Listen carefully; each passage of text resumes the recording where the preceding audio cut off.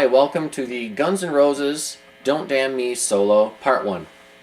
Okay, this is a pretty fast solo. It's a classic Slash style solo, and we're going to break it down into different parts.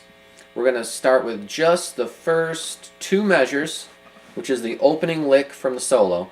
The band kind of drops out, so you hear the lead guitar by itself. Okay, so this riff is over the top of an F sharp minor chord. Okay, so the rhythm guitar player is playing this chord, 9th fret power chord, like this, plus middle finger on string 2. So it's a F sharp minor power chord.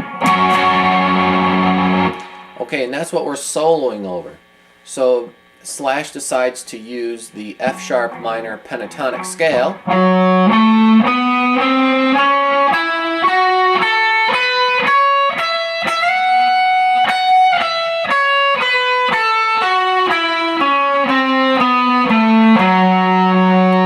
Okay, it's probably wise to buzz through that so you're familiar with the finger pattern, familiar with the sound, and familiar with the key. So that's the F sharp minor pentatonic scale, or I guess it's really called the blues scale since we put the blue note in there.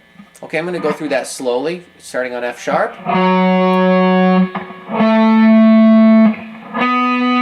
Here's the blue note.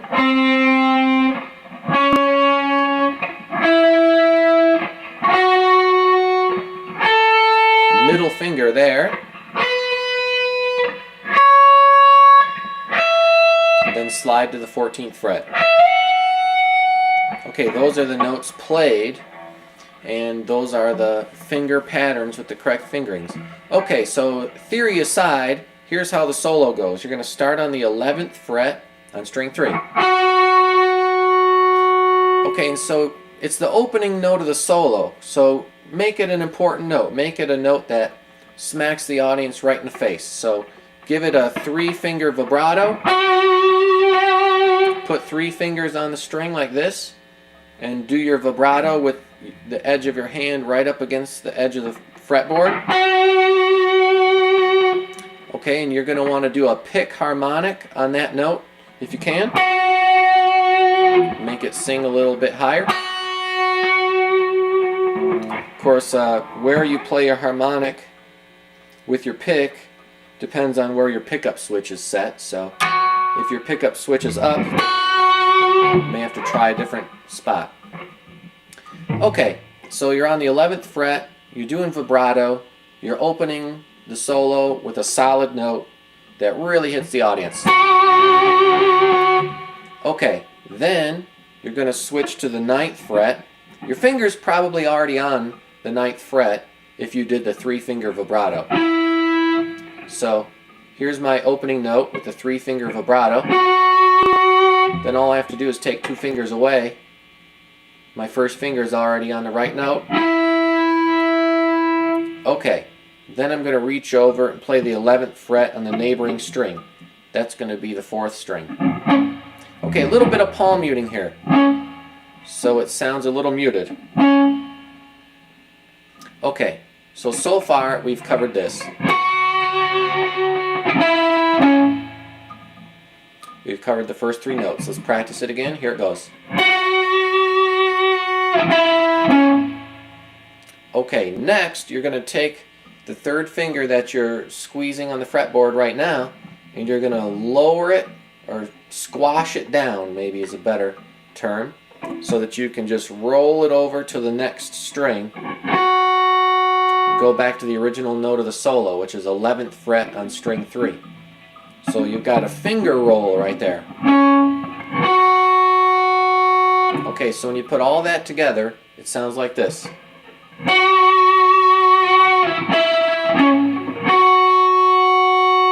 There it is. Now the next note is fret number 10 on string 4, which is the blue note. So it sounds like a very dissonant note, but when you use it in context with a bunch of other notes, it sounds very bluesy. So this note played by itself sounds lousy, but when you move on to the next note, it sounds like it was meant to be. Okay, so we're playing fret 10 on the 4th string. You can do a little bit of palm muting on that note as well if you want. Okay, then go to the 11th fret, which is the neighboring note. And then we're going to move over to the 9th fret on string 3. Okay, we're going to put all that together. Here it goes.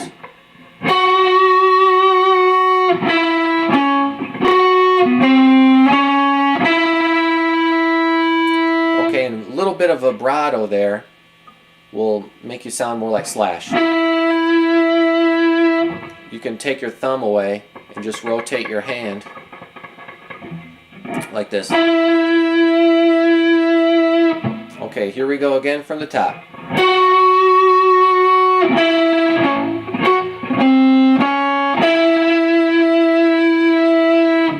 Okay, next measure. This is a long run of eighth notes using the blues scale, and it has a shift. Here we go. You're going to play fret 11 on string 4, followed by 10, followed by 9. That's 3 notes in a row, so that's chromatic. Okay, then slide to 7. So that sounds like this. Okay, back to the 9th fret again with your 3rd finger.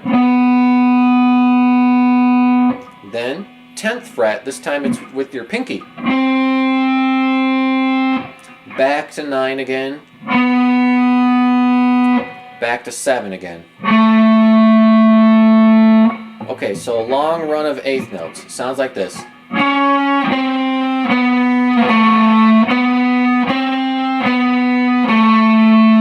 Okay, and it's important to use all the right fingering, because if you're sliding around and you're trying to do stretches, it'll sound awkward. So notice that I'm not doing any stretches. All my fingers are very close together.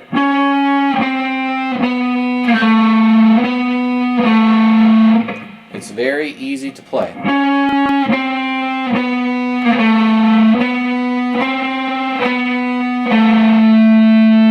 Okay, so the correct fingering is 3, 2, 1, slide with 1, 3, 4, 3, 1. Okay, let's move on to the next part.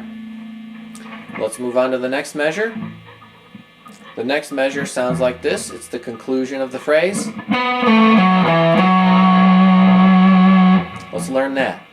It's a bunch of 9s and 7s. Here we go. 9th fret on the 4th string, 7th fret, then switch strings. 9th fret on the 5th string, 7th fret, back to the 9th fret. Okay, that makes what I call a square, or I guess it's really a rectangle.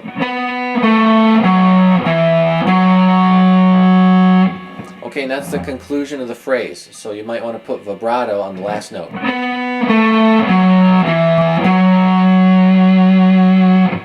Okay, you've covered the opening lick of the solo. Let's play it at half speed. 1, 2, 3, 4.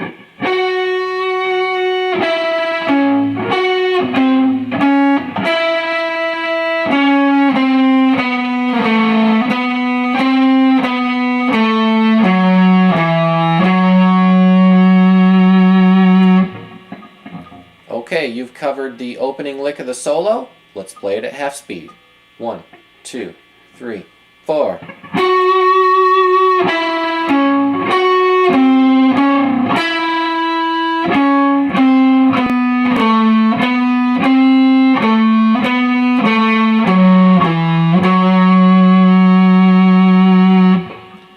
Okay, a little faster. How about 3/4 speed? 1, 2, 3, 4.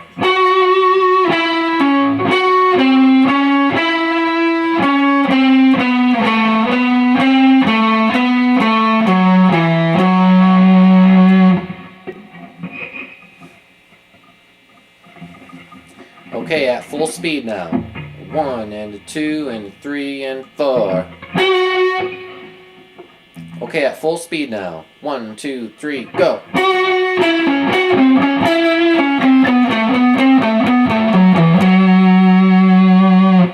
Okay, so if you haven't figured this out yet, you can watch Slash's fingering very closly. When he plays a long note with vibrato, like say the last note of this lick,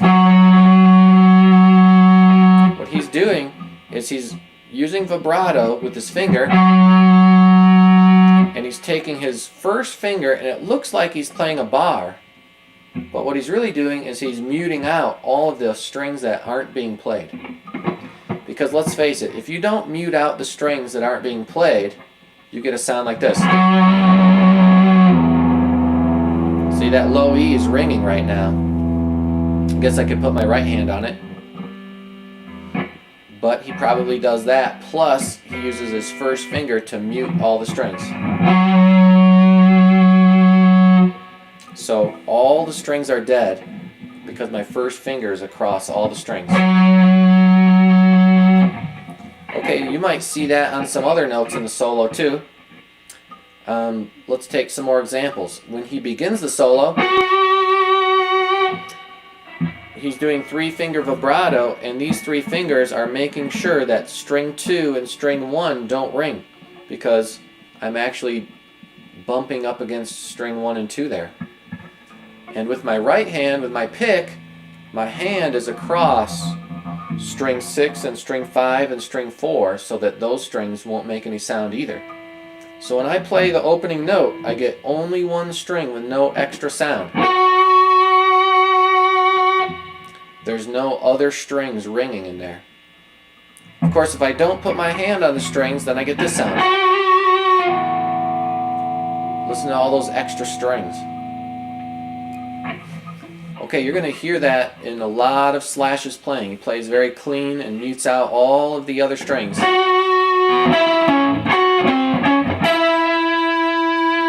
Okay, right here what I did is, of course, my first finger, which is fretting the 9th fret, is laying down and covering string 1 and 2 so that those strings don't ring. And then with my pick is plucking the 3rd string, but my thumb is resting right up against 4, 5, and 6. So with my thumb on the string, I can pluck like this. I can pluck the string with my thumb across all the strings I don't want to ring. Okay, and that can be used anywhere.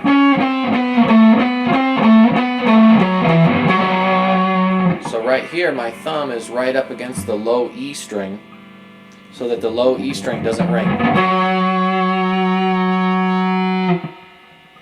So always mute out the strings you don't want to play. And if you hear an extra sound, it's probably coming from a string you didn't mean to play. Okay, well, let's play this one final time at full speed. Here we go. 1, 2, 3, go.